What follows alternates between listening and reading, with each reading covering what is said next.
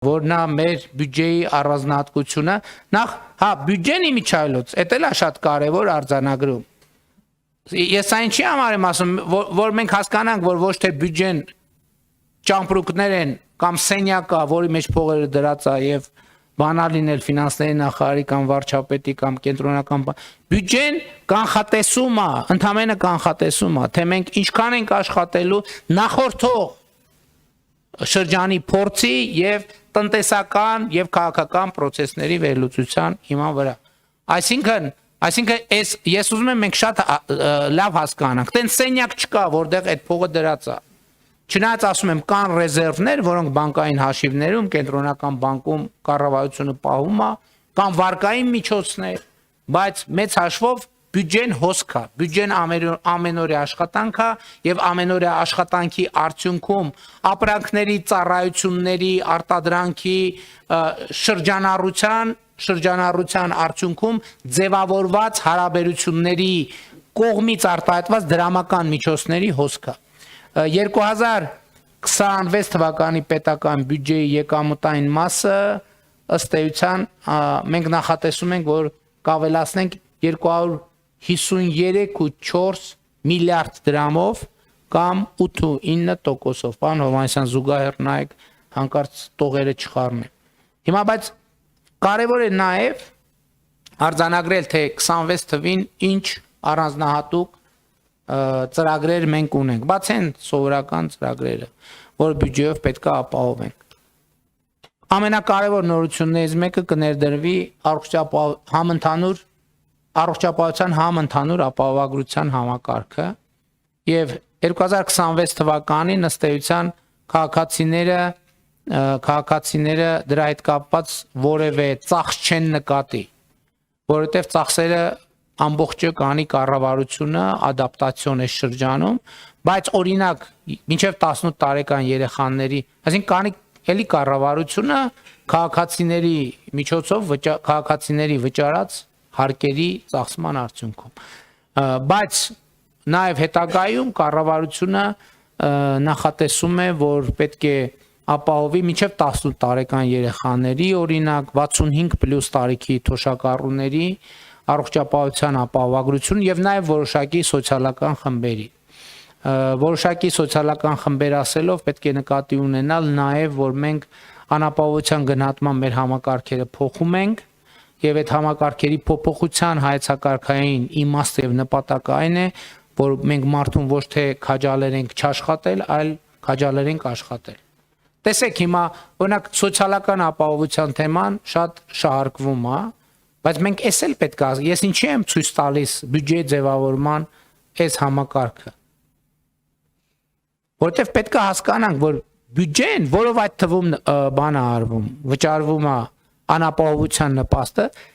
գործազրկության նպաստը վճարվում է աշխատող մարդկանց հաշվին այսինքն եթե կարա չէ եթե մի քաղաքացին իրավունք ունի ասի որ գիտեք ինչ ես չեմ աշխատում կառավարություն բերեք իմ ծախսերը հոգացեք եթե մի քաղաքացի այդ իրավունքը ունի իսկ իրավունք ունեն բոլոր քաղաքացիները մենք էլ մի օր բոլոր քաղաքացիներն ասում են կառավարություն դե որ տենց հա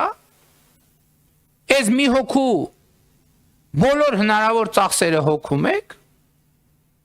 ես էլ չեմ աշխատում հոգացեք իմ ծախսերը եկեք պատկերացնենք տեսական իրավիճակ երբ որ 2026 թվականի նոր տարին տենց առանձնահատուկ լավ է ստացվում մեկ էլ քաղաքացիները գցում բռնում են ասում են սկզբունքորեն չենք աշխատում այնա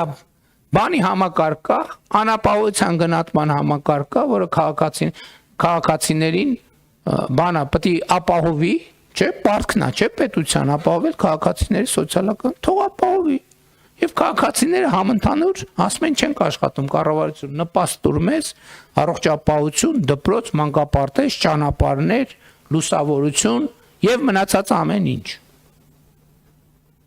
թթվասերներն իսա են կառնելու որտեղից Ժողովուրդ ջան որտեղից չի լինում տեն հա ճիշտ ասում թթվասերի արտադրողն էլ չկա որ արտադրի որ գոնե նիսա առնենք Ես ուզում եմ ասել, որ ես երբեմն չեմ հասկանում, որովհետև երբեմն ասում եմ առանձնահատուկ սոցիալական խմբերի դեպքում դա հանրային համերաշխության խնդիր է, բայց երբեմն անկեղծ ասեմ, ես ինձ համար ընդունելի չի որոշակի բանա հազար ներողություն այդ բանի համար, ասենք այդ որոշակի մուննաթային տոն, որտեղ բան մենք չենք աշխատում 20 տարի է, ուսենք տուն չունենք, էս չունենք, այն չունենք, այն չունենք, այն չունենք, հիմա հազար ներողություն իհարկե բանի, բայց եթե հիմա ես էլեկտրոնային փոստս բացեմ, էկրանին արտահայտում եմ, ասենք ես դա խնդիր է, մենք պետք է ասենք դա նորմալ չի, ժողովուրդ ջան, տենց բան ասել գիտես ինչ չեմ աշխատում,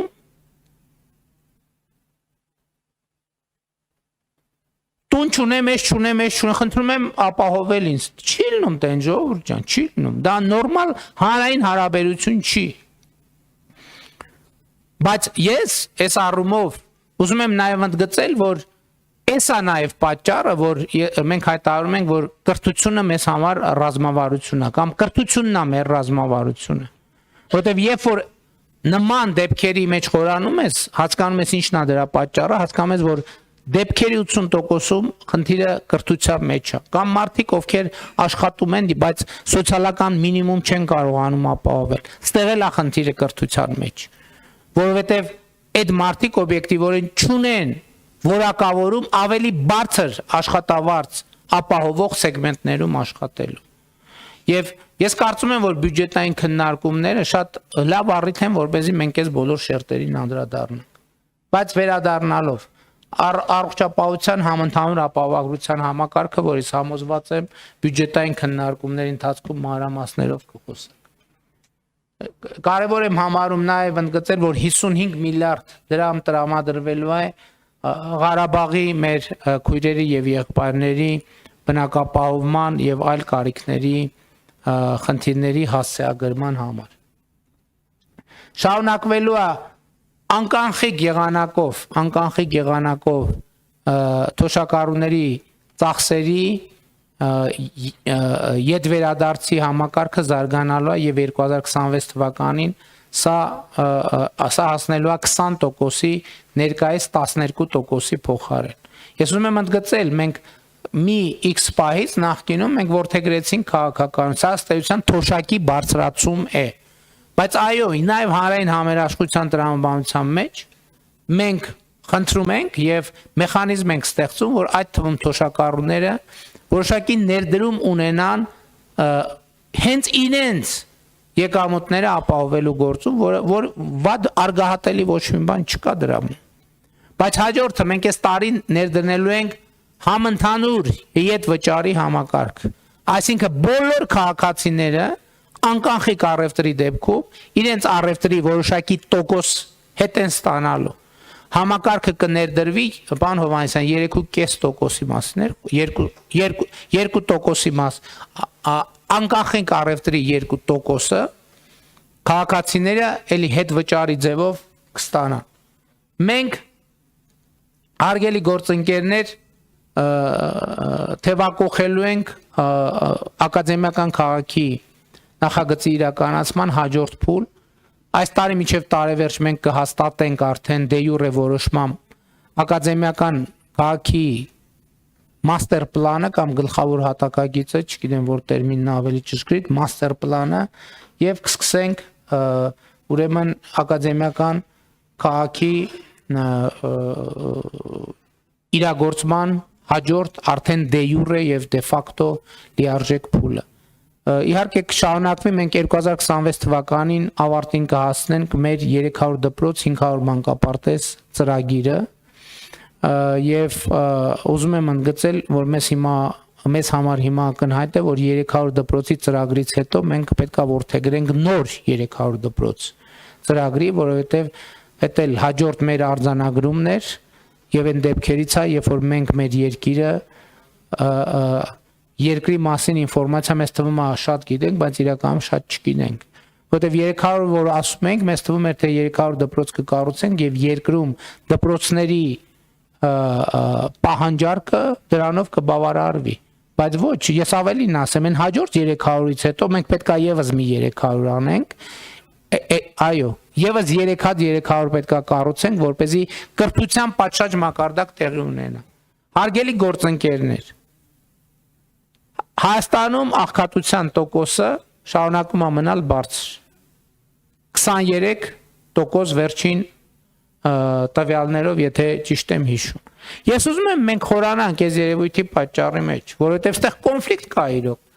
Մենք ցույց ենք տալիս մի կողմ տնտեսական աճ, փողի մեծ շրջանառություն Հայաստանի Հանրապետությունում, բայց մենք աղքատության էական նվազում չենք ունենում։ Ես շատ մտածել եմ այդ երևույթի մասին։ Գիտեք ինչն է դրա պատճառը։ Իմ համոզմամբ դպրոցների ավերակներն են դրանց պատճառը։ Դա ուրիշ որևէ պատճառ չունի։ Ավերակ դպրոցները, այն որ հանրապետության երեխաների մի զգալի մասը ըստ էության զրկված է պատշաճ որակի կրթության իրավունքից։ Ուրիշ պատճառ դրա համար չկա։ Որովհետև այդ ոնց է որ 100,000-ավոր կամ տասնյակ հազարավոր լավ քաղաքացիներ կարող են արտերկրից գալ Հայաստանում աշխատել եւ բոլոր հիմնարկները ուղղակի խնդրում աղաչում են աշխատող են փնտրում եւ չեն գտնում մյուս կողմից բարձր վճարման սեգմենտներում աշխատողների մեծ պահանջարկ կա մյուս կողմից աղքատության այս երևույթը դրա պատճառն է նա որ տասնամյակներով Հայաստանի երեխաները դպրոց չեն ունեցել հարգելի գործընկերներ հիմա այդ երեխաները մեծացել են հասում մարդիկ են եւ պետքա վաստակեն ինչով վաստակեն որ գիտելիքով որտեղ ստացած գիտելիքով վաստակեն հիմա այս ինչի համար եմ ասում որովհետեւ այնօր լսում եմ բանը Հայաստանի նախկին ղեկավարներից մեկը ասում է դե աղքատություն ասում է ոնց եղել է էական փոփոխություն չի ունեցել հա չի ունեցել այսինքն փոփոխություն ունեցել է તો նվազում ունեցել է բայց այդ նվազումը էական չի այսինքն գոհացուցիչ չի դա նրա պատճառով է որ դուք ավերել եք դպրոցները այսինքն ոչ թե ավերել եք ավերակ են եղել դպրոցները ձեր ժամանակ Դա նրանից է որ ձեր ժամանակ բարձրագույն կրթական համակարգը ըստ էության համակարգի որակը գահավիժել որ բուհերը եղել են ընդամենը կոռուպցիայի եւ քաղաքական հարկադրանքի միջոցներ այսօրվա աղքատությունը դրա համար է ուրիշ որևէ պատճառ աղքատության համար չկա այսօր Հայաստանի Հանրապետության յուրաքանչյուր քաղաքացի ով ունի հմտությունների եւ գիտելիքների մի որոշակի գծից թեկուզ մի քիչ ավել պաշար ինքը հեշտությամբ կարող է հաղթահարել աղքատությունը բա մենք ոնց ենք պատկերացնում եւ երկրորդը աղքատությունը հաղթահարում են աշխատանքով ուրիշ տարբերակ չկա աղքատություն հաղթահարելու իսկ որպեսզի աշխատանքը բերի աղքատության հաղթահարում այդ աշխատանքը պետք է լինի որակավորված աշխատանքով բա մենք աղքատության հաղթահարումը ոնց ենք պատկերացնում տանենք ամեն աղքատի ամիս 2 միլիոն դրամ տանք նախ դա էլ չի հաղթահարելու աղքատությունը որովհետև այդ 2 միլիոն դրամը ծախսելու գիտելիք էլ է պետք ունենալ եւ երկրորդ այդ 2 միլիոն դրամը որտեղից տանք ում հաշվին տանք ես ցույց տվի բյուջեի ձևավորման մեխանիզմը ով է պատրաստ ինքը աշխատի որպեսզի չաշխատողները ով է պատրաստ որ ինքը 10 տարի ներդրում անի իր կրթության մեջ հետո աշխատի այն մարդիկ կան այսօր այո 2-3 միլիոն դրամ աշխատավարձ են ստանում բայց մինչև հիմա իրանց ուսանող ժամանակ եղած վարկերն են փակում կան նաև այդպիսի մարդիկ ես նա ինչի համար եմ այս ամեն ինչը ասում հարգելի գործընկերներ որ մենք այնուամենայնիվ այս պետական բյուջեի նկատմամբ վերաբերմունքը հա մեկ էլ հաջորդ խոսույթն է նա որ կառավարությունը շատ է ծախսում այդ պետական պաշտոնյաների աշխատավարձի թեման, ես դրան անդրադարձել եմ։ Մենք կարանք ուղղակի պետական համակարգը նույնը ոնց որ ասենք պետական համակարգ չկա, աշխատավարձել չենք տալիս։ Ինչ տեղի կունենա։ Ամեն ինչ կկանգնի, բացարձակապես ամեն ինչ։ Հաջորդը խոսքա գնում նրա մասին, ինչքանով ենք մենք ծախսում արդյունավետ։ Ես չգիտեմ այս օրինակը ոնց է հնչում, բայց ես դրանում խորը համոզված եմ, որևէ մեկը հակառակը չի կարող ապացուցի։ Ասում եմ եկեք նայենք մեր բանին, հա, չէ՞։ Ծնունդ ենք կազմակերպում, հարսանիք, նոր տարի։ Եկեք գնանք կամ գնում ենք այն օրը միտեղ քաղաքացիներից շփվելիս, ասում եմ օրինակ կլնում է որ ձեր գնում եք առևտուր եք անում, ձեր ընտանիքի անդամներն ասում են, այս ինչ թվասերս բերե ժամկետը անցած է, այս ինձ միսա, հոտա, այս ձմերուկը բաներ լղկած էր, այս բանը այս սալորը ворթնած էր, ըլնում է տենց բան ձեզ հետ։ Ասում է հա ըլնում է։ Ասում եմ բա ինչ ես անարդյունավետ ծախսում ընտանեկան բյուջետ։ Կոռուպցիոն ես։ Եվ մենք բոլորիս հետ դա ալնում է, չէ, իհարկե այդ սպառողական իհարկե բանը, կուլտուրան ուրիշ բան է։ Մենք էլ ենք սովորում, այդ եմ ասում, այդ փողը ծախսելն էլ է բան, հատուկ հմտություն։ Բա որ մեր ամեն նոր տարուց հետո մենք քանի համախառն, քանի միլիարդ դրամի ապրանք ենք տանում լցնում աղբանոցը։ Ցանկացած բարից հետո։ Հիմա մենք բոլորս մի ընտանիքի անդամներ ենք։ Չենք կարա մենք մեր ընտանեկան խնջույքի կազմակերպման օրինակ համար ծախսենք գումարը ուրիշ արդյունավետությամբ։ Հետո հաջորդ օրը գրանք կառավարություն աշխատանքի լրիվ 170 ասիան փող դառնանք սուպեր արդյունավետ։ Այս երկու բանը շատ փոխկապակցված են եւ դա կառավարման եւ այո այդ թվում կրթական հարց է։ Եվ մենք եւ այո լավագույն հարթակ այդ խնդիրների մասին խոսելու պետական բյուջեի նախագծի քննարկումներն են, որովհետեւ պետական բյուջեն նրա ծախսային եւ եկամտային մասը եւ բյուջեի հաշվետվությունները հարգելի գործընկերներ արտահայտում են մեր բոլոր առավելությունները, ոչ միայն կառավարության, այլև մեր հանրային բոլոր առավելությունները եւ թերությունները։ Բոլոր արդյունավետությունները եւ անարդյունավետությունները եւ մեր հանրային խնդիրները ճանաչելու, դրանք տեղորոշելու եւ լուծելու միակ մեխանիզմը պետական բյուջեն է։ Ես էլի ուզում եմ ասեմ, մենք պատուհանից նայում ենք, ինչ որ տեսնում ենք եւ ինչ որ չենք տեսնում, այդ ամեն ինչը պետական բյուջեն է։ Ինչ որ տեսնում ենք, պետական բյուջեն այդտեղ ինչ որ մի բան արել է, ինչ որ չենք տեսնում, ուրեմն պետական բյուջեն